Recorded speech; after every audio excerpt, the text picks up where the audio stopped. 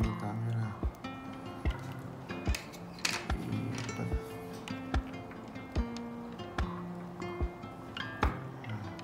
Yun.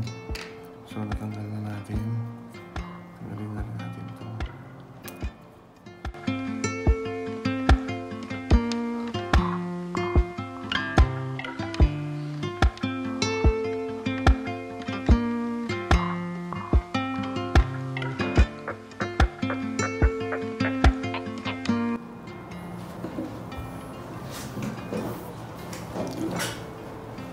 Okay guys, welcome back to my channel. At nandito tayo sa panibagong episode ng ating YouTube. Ang episode ito ay magiging kakaiba kasi alam niyo kung napapansin niyo siguro matagal na akong hindi nakakapag-upload ng mga videos kasi hindi talaga ako makagawa ng mga video dahil yung kaisa-isang Osmo Pocket 1 ko nasira na. So ang bali ginagamit ko na lang ngayon itong iPhone na kung saan nagsasalita ako sa harapan nyo at itong GoPro. Ito lang kasing GoPro na to. Medyo fish eye saka medyo malabo yung dating pag sa mga video. Kailangan maganda yung lighting. Kaya yung ginagamit ko talaga na pang vlog o kaya paggawa ng mga video ay itong DJI Osmo Pocket 1. Ito na yung pinakaunang model. Ginagamit ko pa rin. Nabili ko lang dati ito sa Shopee as refurbished.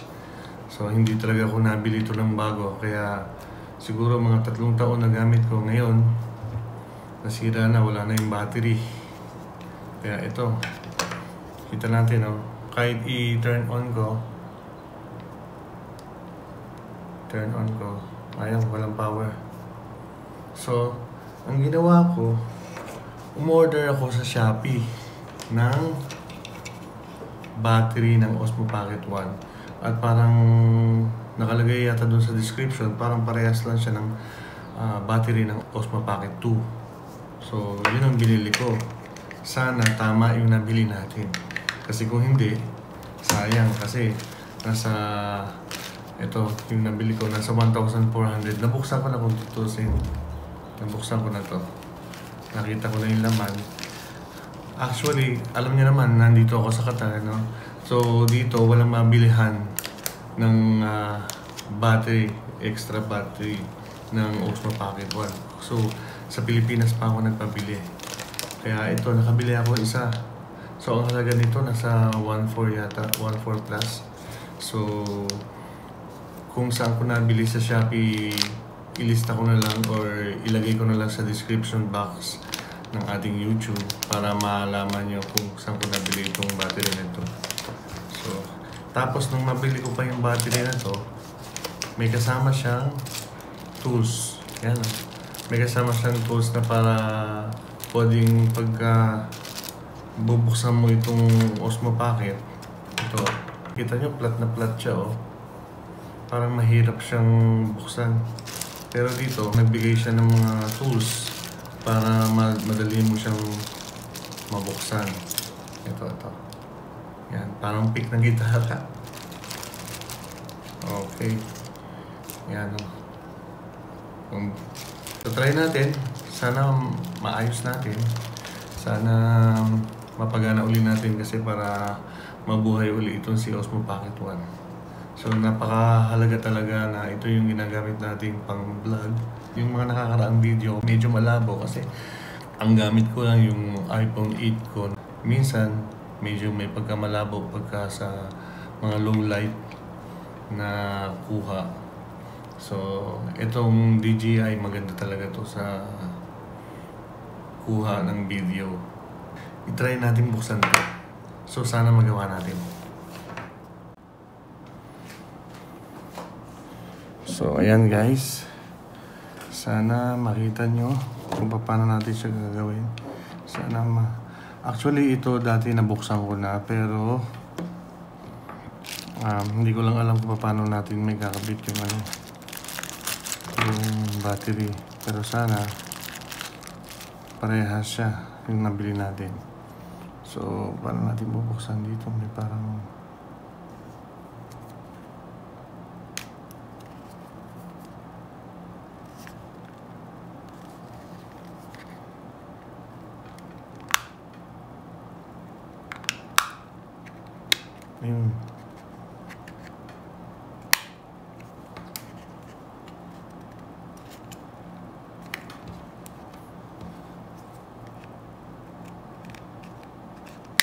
Yun. Yun tumasik. Ito, kaya ko sinabi sa inyo dati na nabuksan ko na. Kasi ito, nakita nyo, nilagyan ko ng tape. Kasi ang nangyari dito, lumobo to. Tapos nang lumobo siya, ginawa ko, tinusok ko ng karayong. Huwag niyong gagayahin yun kasi napakadelikado pala nun. So, mula nang ginawa ko na yun, hindi na gumana itong Osmo Pocket. Hindi na nag-charge, buti nga hindi siya sumabog. So, ilabas na natin yung battery. Tignan natin kung... So, ayan. May maliit siya na parang... Ito, dito siguro kinakabit doon sa board. So, ito yung parang double adhesive. So, tignan natin kung parehas. Kung parehas naman.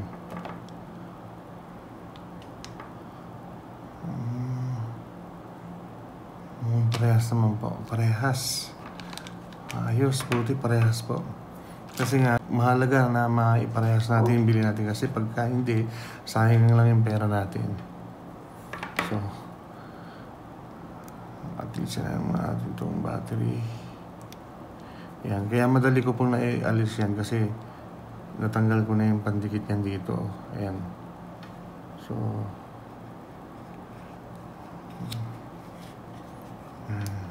dati kasi parang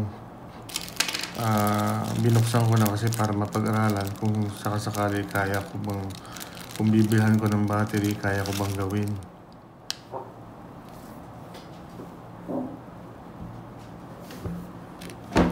Dito ba? Ayan. So, guys, ito. Tanggalin lang natin yung mga... May tatlong tornilyo dito. Isa, dalawa, tatlo. Tanggalin mo natin yung mga tornilyo.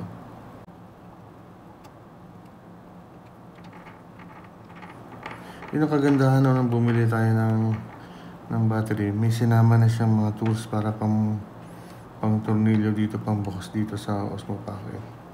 Kaya hindi ka na mahihirapan. Kaya maganda yung nabilhan natin ng battery kasi may kasama ng pangbukas talaga. Ayan.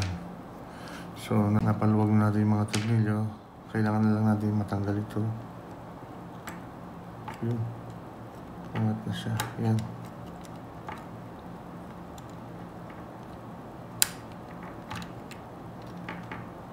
Ingatan lang natin na wag mawala yung mga tornilyo kasi napakaliit na mga tornilyo nito.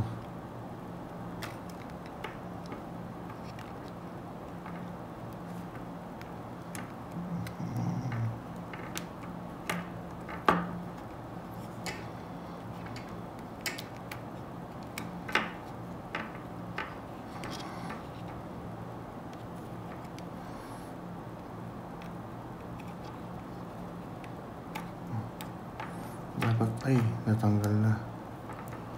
Dapat pantay natin makuha.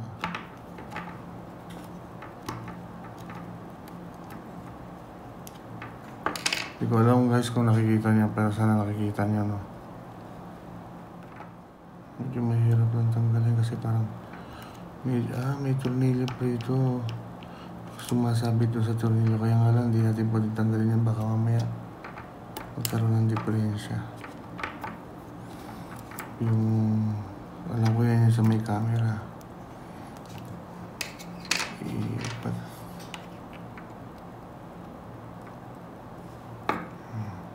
Yun. So natanggal na natin. Tanggalin na rin natin to. So yan guys, meron siyang parang thermal paste dito. So huwag natin tanggalin yan kasi para dito yan, para hindi mag-init siguro yung pinaka-processor niya. So, ayan yung board. Oh. So guys, ito yung mga tornilyo. Ingatan lang natin huwag mawala yung mga tornilyo. So, ayan. So, ito na. May makikita kayo dito maliit na parang spring, oh. Ito na yung natanggal natin guys na battery. So, kung makikita nyo, merong maliit dyan na spring.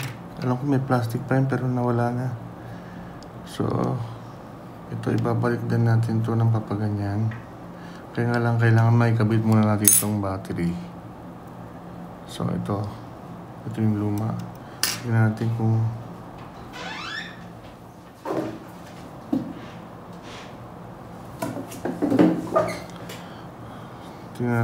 may kakabit pa natin. Kaya parang ganito yan eh. Parang ganyan magiging itsura niyan pag kinabit na natin.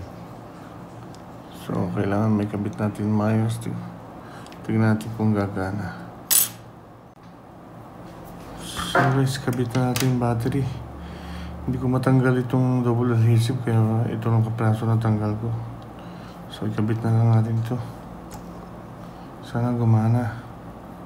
Ito kasi ito, makikita nyo. Ito yung parang pinaka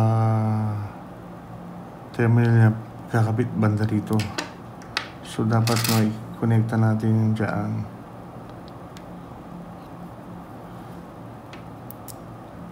Ginagawa ko yan. Iangat lang natin ng konti para yan. Tapos may kabit na yan.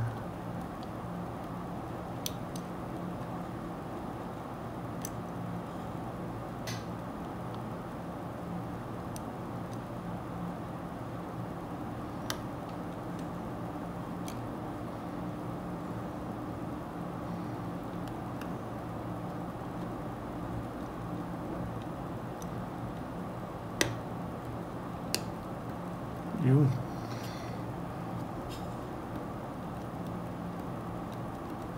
So, yun. Nag-click na siya. Naikabit na natin. So, ibalik na natin to.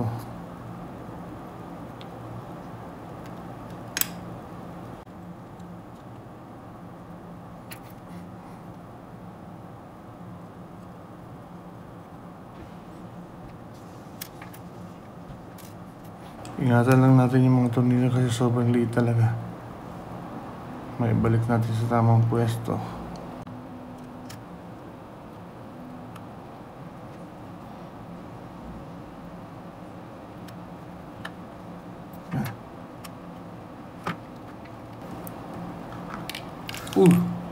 Yes!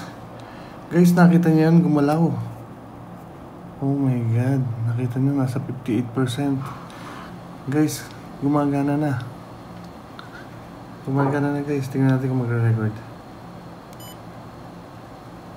Wow, guys.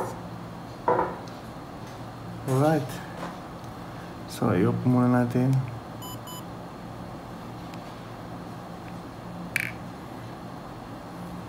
So guys, successful tayo. Napagana natin ang ating Osmo Pocket.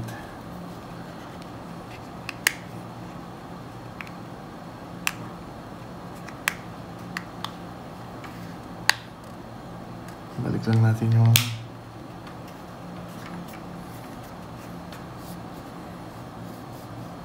so testing natin ulit.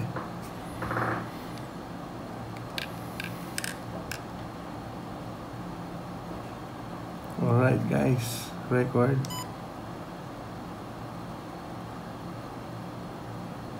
Presenter. Okay.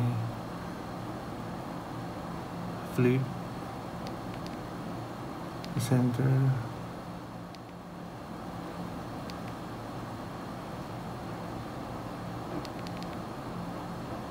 Flip. Yan, nag-flip na siya.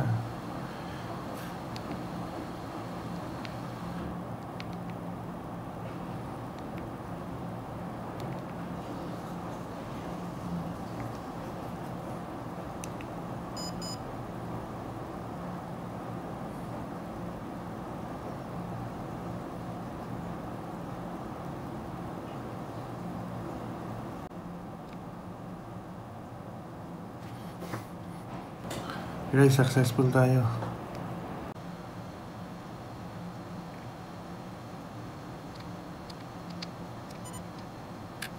So guys, successful. So ayun nga guys, napagana na nga natin si Osmo Pocket 1. Nakita nyo kung paano natin ginawa. kung paano natin siyang kinalas at nabuo uli. At pinakita natin sa inyo kanina kung paano natin kinabit yung ating bagong battery. So talaga, masaya tayo kasi gumagana na uli. So yan guys, oh. Gumagana na uli. So nagre-record na siya uli, oh. Yan. Sa mga susunod na vlog natin, makikita nyo na magagamit na uli natin si Osmo Pocket 1. Magiging malinaw na uli yung ating mga video na gagawin sa mga susunod. Kaya abangan nyo yan. Maraming salamat sa inyong pagsubaybay. At kung nakaabot kayo sa video ito, baka pwede naman paki-like, share, and subscribe ang ating YouTube channel. At paki-click na rin ang notification bell para maging updated kayo sa mga ganitong klaseng video na i-upload ko pa. Maraming salamat sa inyo. Hanggang sa muli. Ang sarap sa pakiramdam kapag may mga bagay ka na na-accomplish. Kahit na sa pinakasimpleng pag-repair tulad ng ginawa natin. Ikaw, pag may nasira kang gamit, itatapon mo na ba kaagad at bibili ng bago? Hindi naman sa lahat ng pagkakataon ay kaya nating bumili ng bago. Siyempre, gagawa muna tayo ng paraan. Doon sa pinakakaya nating gawin, ang bumili ng parts. Kasi mas mura yon kaysa bumili tayo ng bagong gamit. Tulad ng camera. Alam naman nating napakamahal ng mga gadgets sa ngayon. Kaya kung magagawa natin ng paraan, subukan muna natin. Huwag magpadalos-dalos. Kasi di natin pinupulot ang pera. Kundi pinaghihirapan natin ito. Malay mo, kaya mo pala. Di man natin alam gawin. Maraming magtuturo sa atin step by step. Di man natin alam kung saan bibili. Maraming magsasabi kung saan ang tamang bilihan. Lakasan lang natin ang ating loob at magtiwala sa ating sarili dahil magagawa natin ang lahat ng bagay sa pamamagitan niya na nagpapalakas sa atin. Huwag nating sabihin kaagad na wala ng pag-asa to. Hindi nagagana to. Itapon na natin ito. Subukan mo munang gawa ng paraan. Kasi kapag ang isang gamit ay napamahal na sa iyo, hahanap ka ng solusyon. Pag-aaralan para maibalik ito sa dati niyang anyo. Ang camera ay katulong natin sa paggawa ng mga kwento, katulong natin sa pag-alala ng mga mahalagang sandali kasama ang ating pamilya, lalo na sa ating paglalakbay para masaksihan ang kagandahan ng kalikasan. Ikaw, masaya ka rin ba kapag nagagawa mo ang sira mong gamit at napagana uli ito? May mga mahalagang gamit ka rin ba na nasira pero nagawan mo ng paraan para gumana uli? I-share mo naman sa amin at i-comment sa ibaba. Baka marami rin gustong makaalam ng kwento mo.